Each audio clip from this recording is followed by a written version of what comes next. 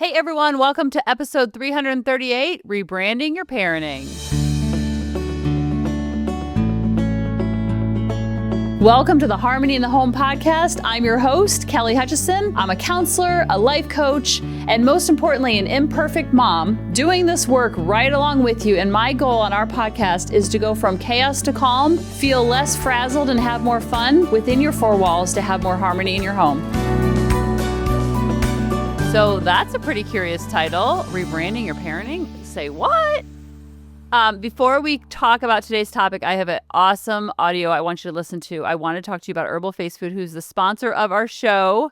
How cool is that we have sponsors? And if you would like to sponsor the show, send me an email and we can set up our own coupon code.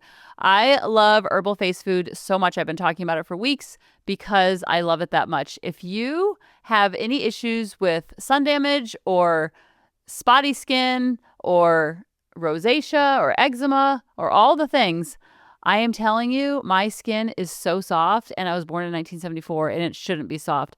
I use it every morning, every night. My nighttime routine is a little inconsistent, but my morning routine is very consistent. So when I sleep in it, I wake up. Oh my goodness, my face is so soft and supple in the morning. I love it. Go to herbalfacefood.com and use the coupon code Harmony20. It's a way to support the show, keep the show free, and keep the lights on at the same time. So today we're going to talk to you about an audio I heard from Dr. Lauren Hughes. I believe she's a pediatrician, and she's so good and so true what she talks about. And when she talks about rebranding your parenting, she's just having you tap into your creative juices. Now, especially with the little kids, you have to remember they are so little. So a lot of times parents will say, and David's even said this to me in the past, well, that's not the real world. And that's not how it's going to be when they're in the business world. They're not, because I remember I use this example all the time of, he knows now, but when I was first, kind of sharing this whole conscious parenting work and love and logic, I remember we were trying to potty train Grady and we used Cheerios. And he said something along the lines of like, well, they're not going to have Cheerios when he goes to preschool, or he's not going to have Cheerios when he goes to kindergarten. And I remember my sister also saying, they are not going to go to kindergarten in a diaper. And that just took so much pressure off me because I was putting so much pressure on myself and also on the kids to potty train faster because I was just tired of the diapers or the pull-ups or whatever it was.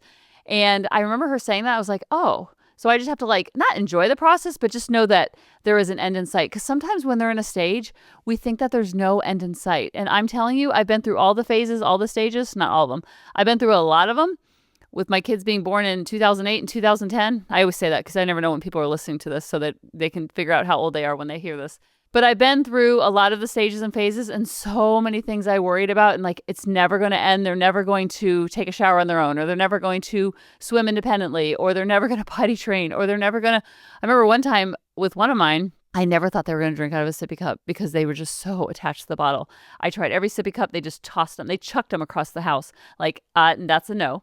So just know that it will happen. And like my sister said, they're not going to go to kindergarten drinking from a bottle, I promise, or a baba, as we used to call it.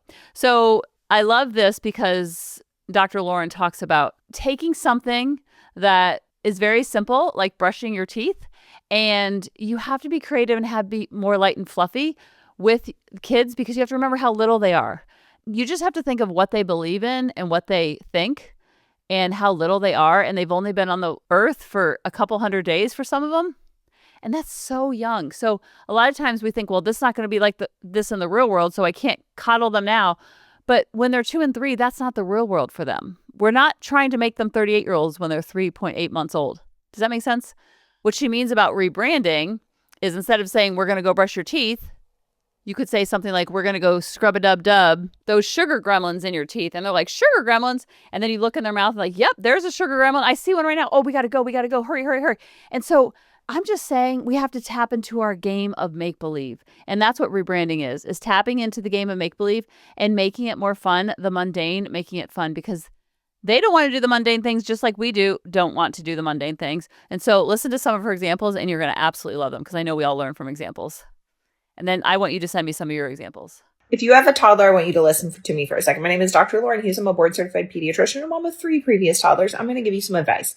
Number 1, do not ask a yes or no question unless no is an acceptable answer.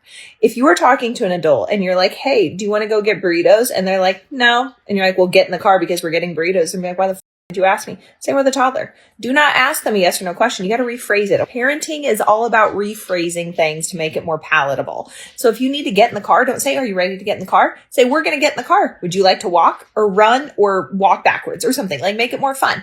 Then if you're going to be feeding them something new, like, we rephrase everything. So quiche is not quiche. It's egg pie. All right. You just got to rebrand stuff.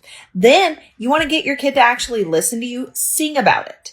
Sing about Disney princess that shit. All right. Then you got to be a little bit compassionate and empathetic, because I don't care what color of mug I get. If I'm a toddler, that might ruin my whole day. You get what I'm saying? You just got to have a little bit of empathy. If your kid is freaking out over the color of a cup, say, hey, you need to get a cup. Pick one. Don't just hand them one. Their lives are being spent with other people telling them what to do, when to do it, where to be, how to get there, all that stuff. So give them some autonomy. It will make your life easier, all right? And you know what? You're doing a great job. If you haven't heard that today, you're doing a great job. You keep on doing the things you're doing. You're not messing them up. They're all going to eat French fries in the car that are weeks old, or a snack off of a floor at the park or somewhere that you did not bring, and it's fine. You're doing great. So isn't that so good? And then the comments, there's 248 comments. Obviously, I'm not going to read you 248 comments, but the top comments were, Samantha says, do you know how many different types of quote unquote chicken we have at our house? They don't like any fish or anything else. So we just cut up it in the same shape and say it's chicken, and miraculously they eat it. My toddler wouldn't eat peas until I told them they were boogers. I don't care as long as he eats it. My favorite is, it's not meatballs, it's balls of meat. There's no difference in just the name, but she'll eat it if I say balls of meat. But if I say meatballs, she won't eat it. My adult daughter still doesn't like feta cheese, but she sure does like Greek cheese. Shh, don't tell her. Emily says, this is so true. I feel like show me how fast you can blank, insert the task you want the child to do. Deserves an honorable mention here. So true. We have mac and cheese with sprinkles. The sprinklers are the peas. Oh, I like this one by Lynn. She says, oh my gosh, it's my mantra. Give them a choice when you can. Don't give them a choice when they don't have one. So true. Because they're going to get in the car. So do you want to get in the car by skipping, or do you want to walk backwards? I don't care how you get in the car, but just get in the car. We got to go. One of my kids hated muffins, but loved breakfast cupcakes. So breakfast cupcakes they were, even though they were muffins. Oh, this one's good by Jess. She says, my niece is all about fries, so she doesn't like apples or carrots or zucchini. But as soon as we cut them into sticks, they become apple fries, carrot fries, and zucchini fries, and she gobbles them right up. Ruby says, I moved a bunch of stuff in my kitchen, and now one of my lower shelves has all the plastic plates, cups, spoons for the kids. When we're getting ready to eat, I tell them to go grab yourself a cup, and they can pick out which one they want. It makes my life so much easier. Yes, give them autonomy. They want control. The whole thing that they're doing when they're fussy with eating, or they're fussy with potty training, or they're being really obstinate, the reason why is because they feel so micromanaged and so controlled throughout their whole day. And that's nobody's fault, so to speak. It's just the way of the world. It's at school, at home. It's just the way things work. We got to get things moving. So the more we can give them autonomy and the more we can give them choices, the better. Sarah says, my daughter doesn't like ricotta cheese, so we permanently named it ice cream cheese. And now I can put it on anything and she'll eat it. Oh man, this Robbie says, I've successfully raised 4 daughters, 24 to 19, and currently on my 5th 2-year-old without some random wacky job telling me in 90-second video what I'm doing wrong, but in the same video telling me that I'm doing a great job. So I'll keep on taking random advice from people on the internet, but you do you. Okay, you could just scroll down, Robbie. Okay, if it's not helping. And then Dr. Lauren says, what an odd thing to come onto a page and comment. So true. Christina says, sometimes I tell my toddler the regular nuggets are dinosaurs, and we roar and eat the dino nuggets. The first time my kids had sausage on a pizza, he didn't like the looks of it, so I told them that it was brown candy. Now they love brown candy on their pizza. All of these are about food. I wanted more about like the sippy cups and stuff like that.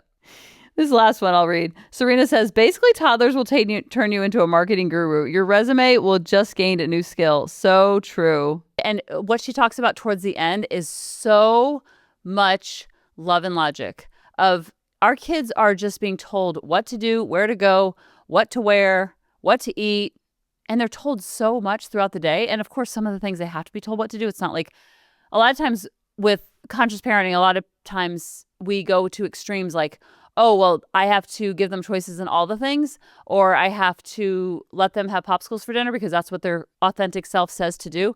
And that is permissive parenting. This is not what we teach. It's sturdy, pack leader energy parenting. Like, I got your back. No need to worry. We're going to do this together. I'm on your side. It's me with you, not me against you. Once they feel like it's me against you and it's a strong-willed child, oh, watch out, world, because it is going to be a battle of wills. And we don't want to go into a battle of wills with a toddler.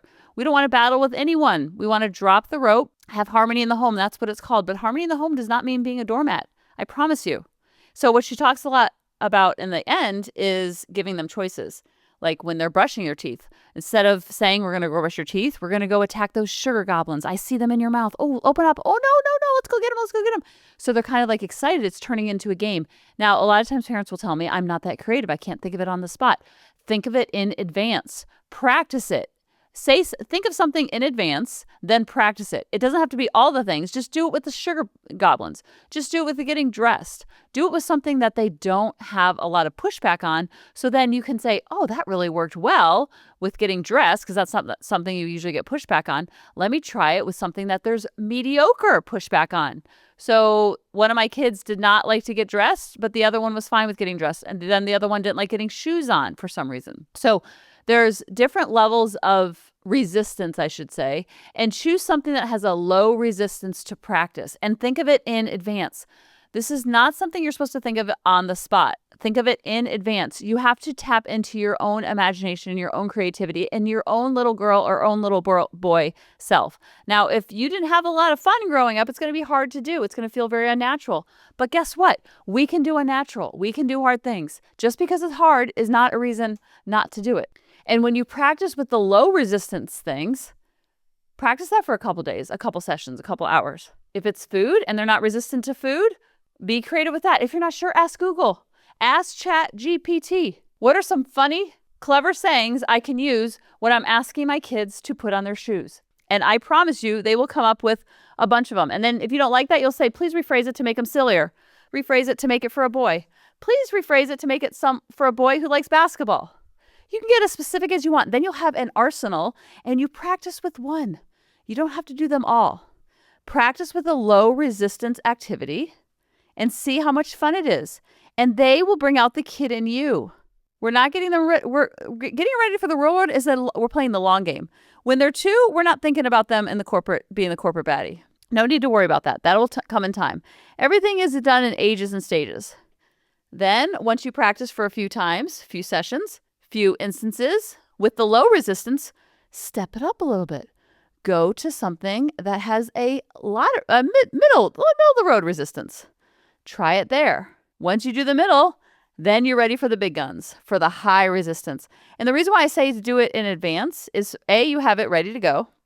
B, it's constant. Parenting is a constant trial and error. I tried this, that worked. I tried this, that didn't work. I tried this, that didn't work. I tried this, that didn't work. That phrase worked. That phrase worked for my son. That phrase didn't work for my daughter.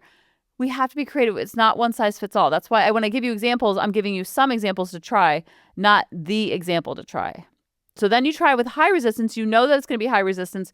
Try to have fun with it. Try to be light and fluffy. You already know your ego is going to be a little pushed on, a little nudged. Little poke. Just know, okay, this is my ego being bruised. This is my ego being touched. Okay, I can be poked by a toddler. My ego can be poked by a toddler. They're 2. They're 3. They've been on this world for 300 days. I've been on this world for 20,000 days. It feels like some days. So try with the low resistance, then move to the middle resistance, then go to the high resistance. And when you prepare in advance, it's kind of like if you're watching what you're eating, you know in advance what you're going to eat when you get to a restaurant. You're planning in advance so you make good choices because you're planning with your prefrontal cortex. You're planning when you're not in the red. You're not planning when you're in the green or the red, the yellow and the red zone. You're planning when you're in the green zone. You're planning when they're not even in the room. This doesn't have to be something you sit down and write out in your journal. It's just something in your head like, oh, that sounds like a good thing to say. And she might have just dropped some in there that helped you. So rebranding, rephrasing, turning it into fun, being creative and using your imagination and bringing out the inner child in you. to help accentuate and magnify and beautify the inner child in them. I love you guys, and I'll talk next week. Bye-bye. Hey mamas, thanks for listening. If you had any ahas, clicks, or those lightning bolt moments while listening, you have to check out my free parenting bootcamp, where we take all of this to the next level and we try to create even more awakenings for ourselves so that we can connect more with our kids and never yell at them again. You can sign up at www.coachingkelly.com. And if you really want to fill up my love cup, send me an email of what your aha was, what your click was, what was that lightning bolt moment while you were listening.